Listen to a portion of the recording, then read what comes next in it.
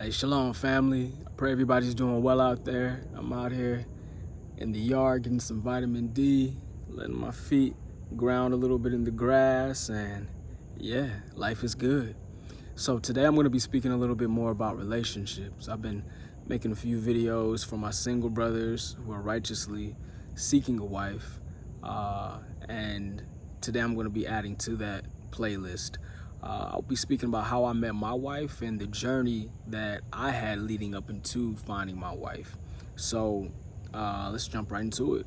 In May 2020, I broke up with my ex, and that began my semen retention journey. I was on semen retention, abstinent, celibate, whatever you want to call it, for about 3-4 years before meeting my wife, and I learned a lot.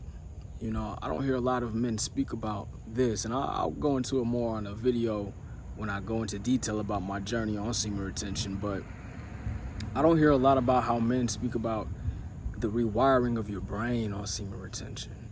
Me personally, being a man in the world who, was once hooked on pornography, was once hooked on masturbation, was lustful to the fullest extent, this helped rewire my brain, and it allowed me to recognize the different levels that women have. Like, let me rephrase that. It allowed me to recognize that there are levels when it comes to women. Not all women are queens, just like not all men are kings, right? So I vetted a lot of women over those 3 to 4 years. Because I was looking for a wife the entire time, so I vetted a lot of women, and by not engaging in intercourse with them, I was able to notice red flags that I probably would have missed, because we as men, we try to act like we're not jaded through sexual activity, but we are. The modern American dating flow goes like this.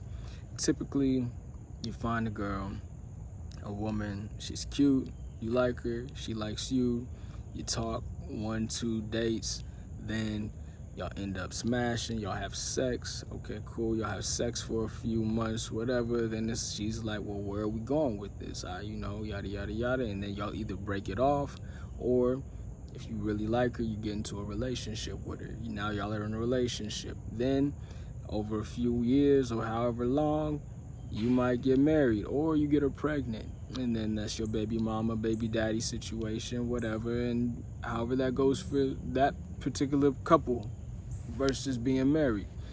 But by engaging in semen retention, by practicing semen retention for those few years, I was able to not put sex on the front end, and actually put the relationship and the connection on the front end, which I'd never really previously done, but it showed me like, wow, like that woman right there, I might have actually slept with her in the world, but nah, I'm noticing red flags. Oh wow, she's really dealing with this spirit or that spirit, and we're all dealing with stuff, but there's certain things that's like, oh, that's a real red flag, or she's kind of disrespectful in this area.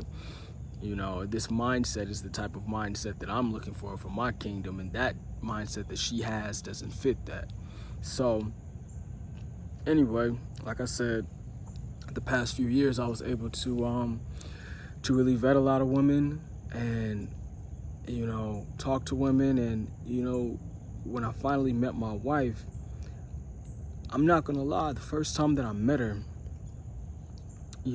she was with her friends, but then I went on her Instagram, and I kind of looked through her Instagram for a minute, and I was a little bit, I don't know if intimidated is the right word, but I was definitely like, okay, like this is a grown woman right here, and let's see how this goes, but she's a grown woman, and we're gonna, like, she looks very peaceful, she looks very loving, but I want to see how this goes. So I took her out on a date, and we walked up Stone Mountain for our first date, and it went very well, and yeah, it was by talking to her and listening to her, that was because my ears are sharp now. My ears were not sharp when I was in the world to certain things.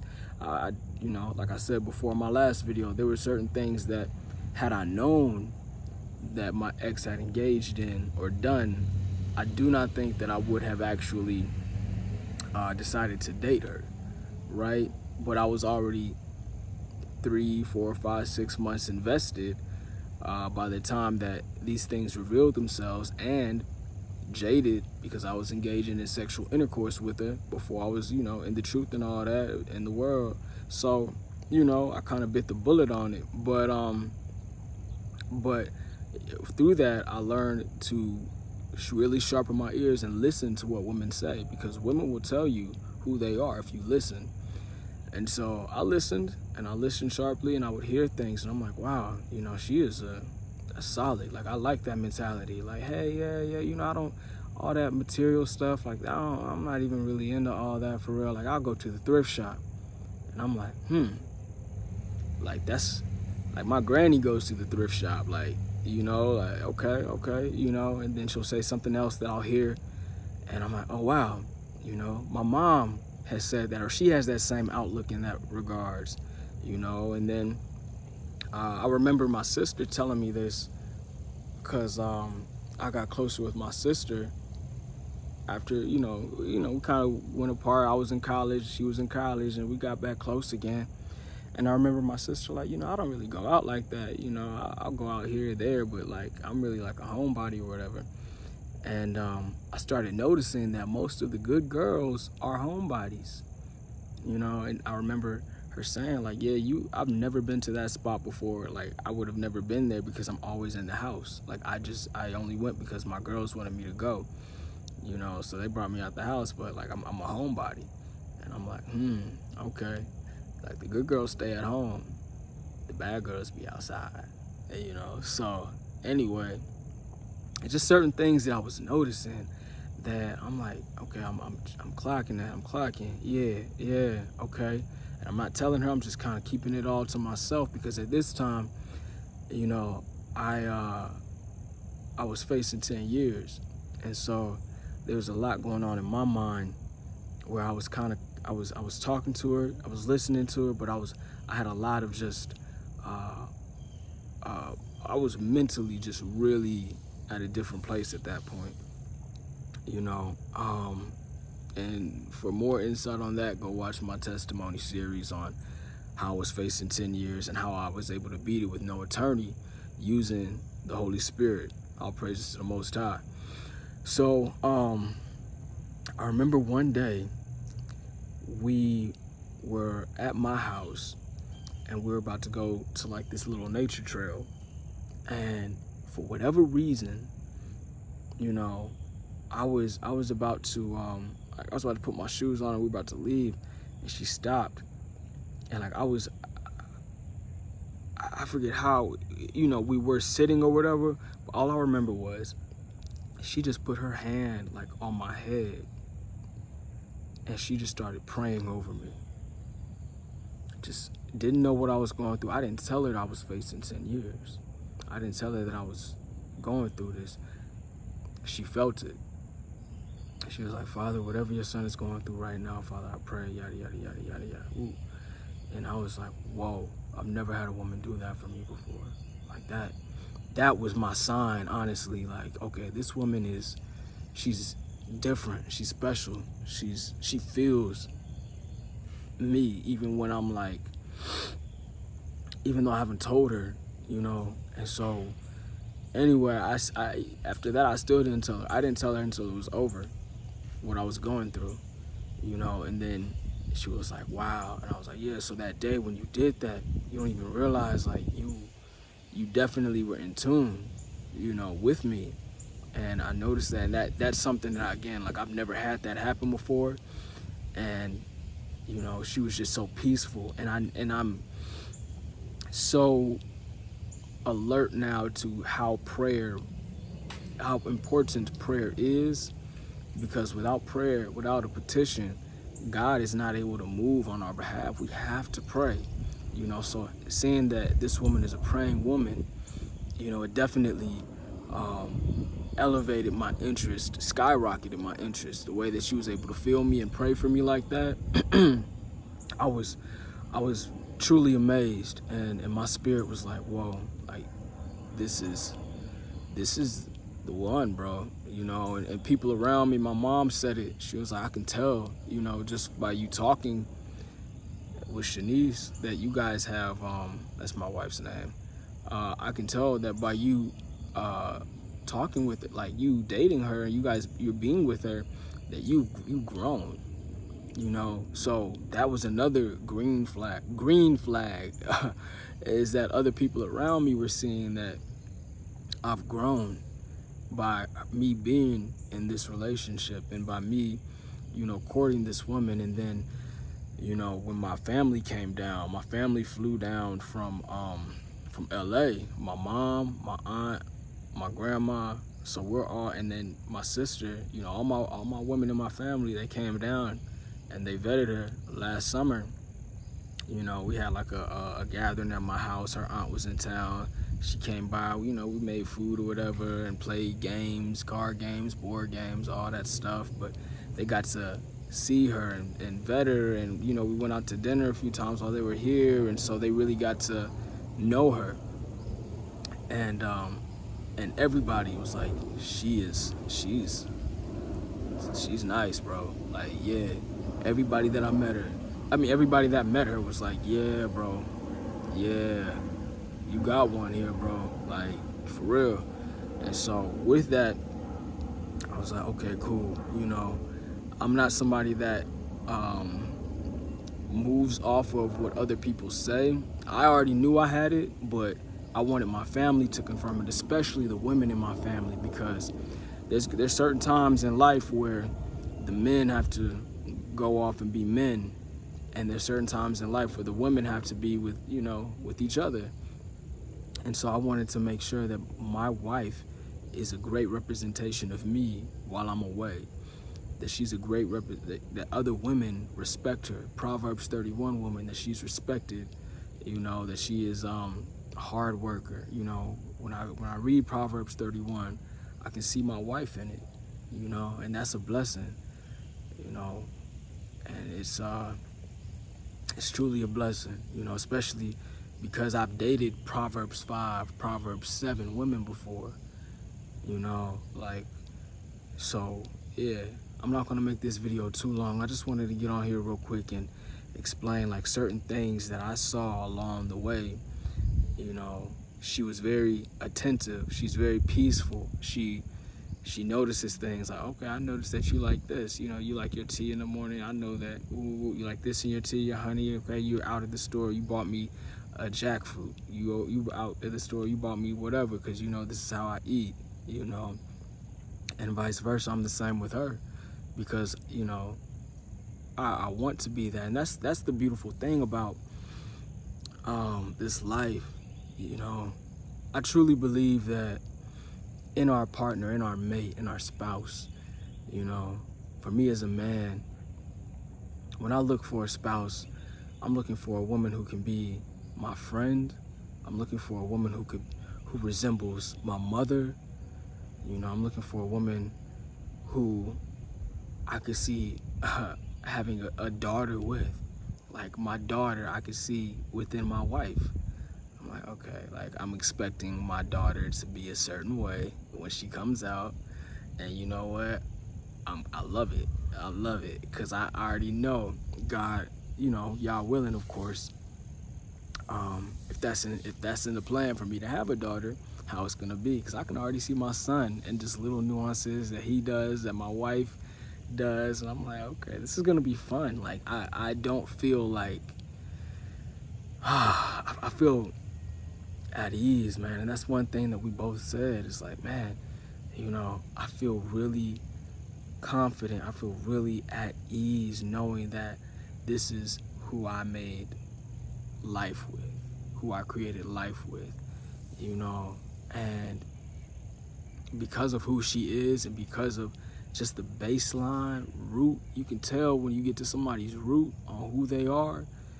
You know, I like you in your worst times and your best times, because in the valley, you really get to see who you labor amongst, you know. And it's been kind of a valley season for the past few months, and we've gotten to arguments, we've gotten to, you know, fights, whatever, and it's just been like, you know, she's got to see me upset, I've got to see her upset, and then we come back together, and I'm like, yo, but I still really love you. Like, you know, she might apologize, I apologize. It's just like, yo, at the end of the day, like, you're who I'm doing life with, and you know, I'm not gonna divorce you. The only way I divorce you is if,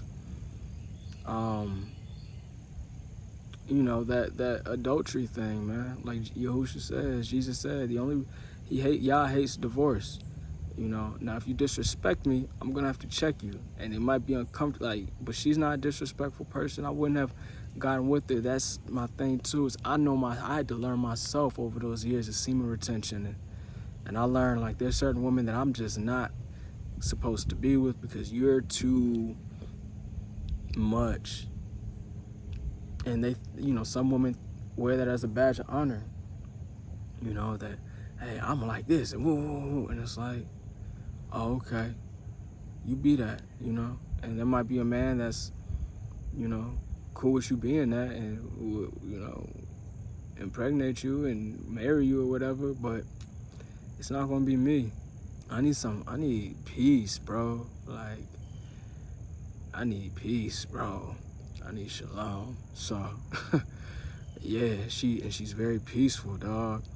And it's like, you know, 95% of the time, that 5%, when she wanna start a riot, I'm like, you don't wanna start a riot with me. And then she,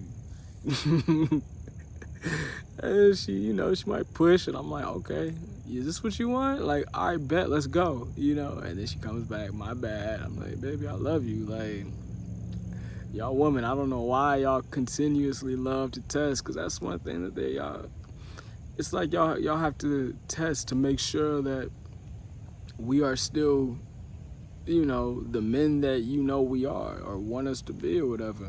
And I get it, you know, that's female nature, I guess.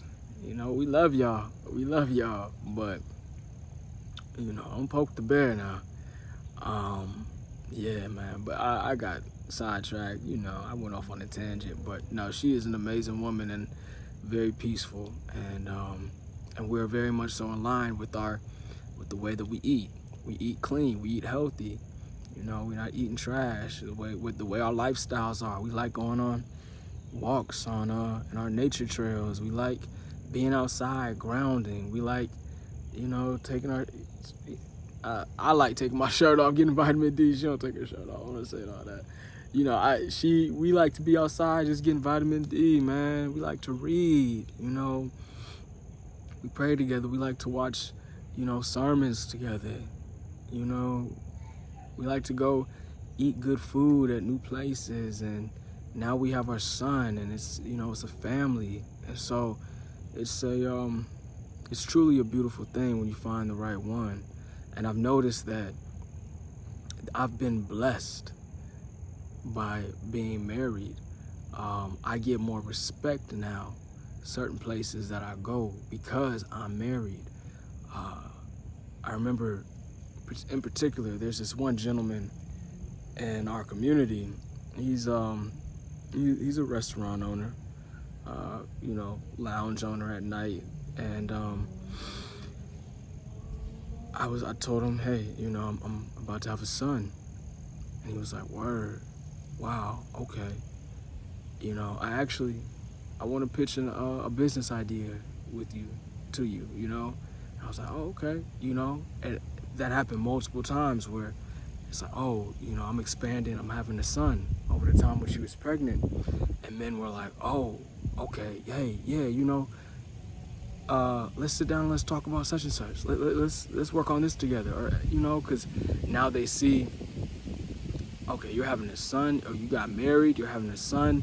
Older men respect that. I've received a lot of respect from older men because they've seen the way that I move in the community, in the marketplace, like it talks about in the Bible. They've seen the way that I move in the marketplace, They see that I got married. They see that I brought my woman around, and they see my woman and they respect my woman and my wife.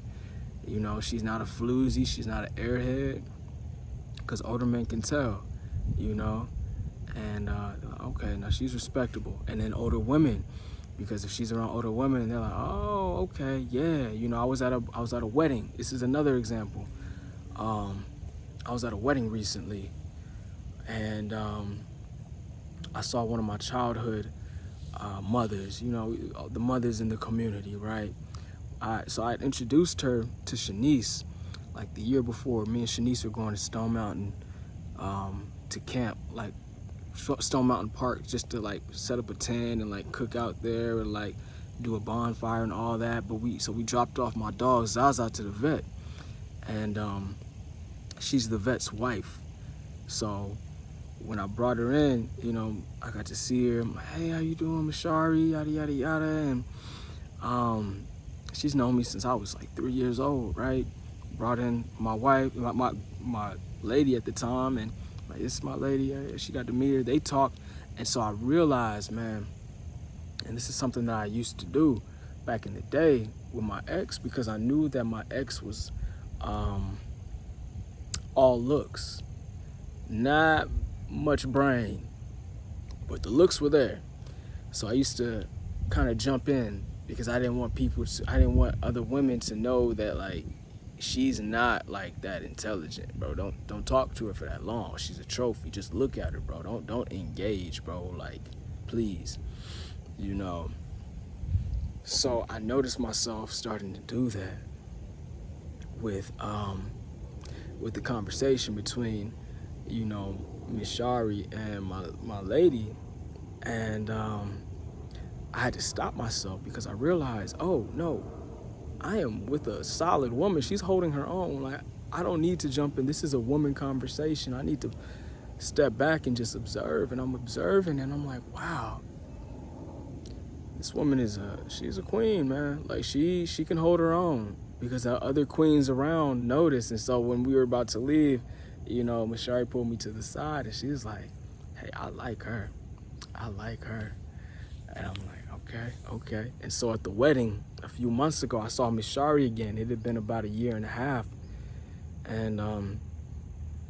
And she heard that I had a baby, and she was like, is it by the one that I got? This is by the one that I met?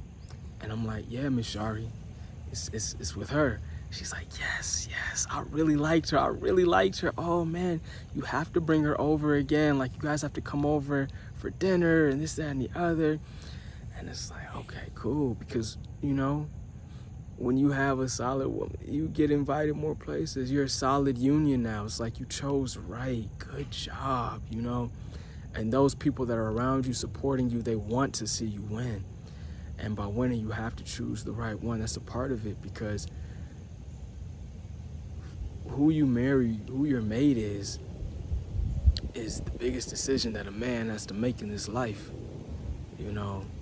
Outside of choosing what God you're gonna serve, you know, in your eternal salvation, choosing a mate is the biggest decision that a man has to make in his life. That's very big, you know. So I'll end it there. This video is starting to get a little bit long, but, you know, thank you all for tuning in. Hey, all praises to the Most High Yah. I'll see y'all on Judgment Day.